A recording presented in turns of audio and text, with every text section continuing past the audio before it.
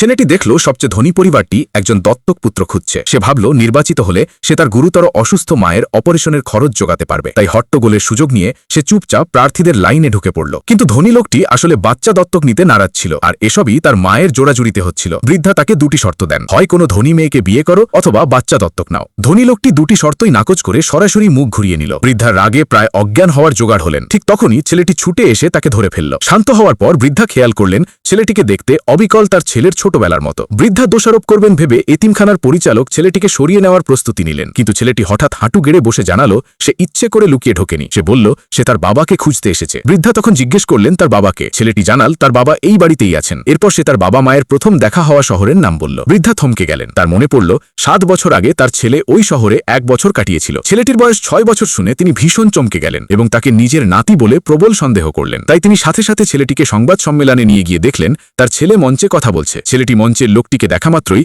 ছুটে গিয়ে তাকে বাবা বলে ডাকল। মুহূর্তেই পুরো জায়গাটি একদম নিস্তব্ধ হয়ে গেল। লোকটিকে বিভ্রান্ত দেখে বৃদ্ধা বললেন ছেলেটি সম্ভবত তারই সন্তান। বিষয়টা তার কাছে পুরোপুরি অবিশ্বাস্য মনে হতেই ছেলেটি তার মায়ের নাম বলল। লোকটির সাথে সাথেই তার প্রাক্তন প্রেমিকার কথা মনে পড়ে গেল। 7 বছর আগে সিইও পরিচয় লুকিয়ে সাধারণ জীবনের অভিজ্ঞতা নিতে সে একটি নির্মাণ সাইটে গিয়েছিল। সেখানে সে এক নারীর প্রেমে পড়ে। ঠিক যখন সে তার অভিজ্ঞতা শেষ করে প্রেমিকাকে বিয়ের প্রস্তাব দেওয়ার কথা ভাবল, তখনই তাকে এক বয়স্ক লোকের সাথে ঘনিষ্ঠভাবে মিশতে দেখল। সে বয়স্ক লোকটির মুখোমুখি হতে চাইল, কিন্তু নারীটি তার গালে কষে চড় মারল। সে জানালো দারিদ্র্যের মধ্যে বাঁচতে বাঁচতে সে ক্লান্ত এবং সম্পর্কটা ভেঙে দিতে চায়। এরপর সে বয়স্ক লোকটির সাথেই চলে যায়। এই ঘটনার পর থেকেই লোকটি তাকে ভীষণ ঘৃণা করত। তার দৃঢ় বিশ্বাস ছিল ছেলেটি অন্য কোনো পুরুষের সন্তান। তাই সে ছেলেটিকে এখনই চলে যেতে বলল। ছেলেটি দ্রুত বুঝিয়ে বলল তার মা অবিবাহিত এবং গুরুতর অসুস্থতায় ভুগছে, কিন্তু লোকটি তাকে নির্দয়ভাবে দূরে ঠেলে দিয়ে চলে যেতে উদ্যত হল। বৃদ্ধা দ্রুত ছেলেটিকে টেনে তুললেন। তার বিশ্বাস ছিল এত ছোট বাচ্চা কখনো মিথ্যা বলবে না। এরপর তিনি তার পরিচারককে নির্দেশ দিলেন গত কয়েক বছরে ছেলেটির মায়ের সাথে কি ঘটেছে তা তদন্ত করতে। একই সাথে তিনি পরিচারককে বললেন লোকটির সাথে ডিএনএ টেস্টের জন্য ছেলেটির চুলের নমুনা সংগ্রহ করতে। কিছুক্ষণ পরেই পরিচারক একটি চমকপ্রদ তদন্ত প্রতিবেদন নিয়ে ফিরে এলো। পরিচারক জানাল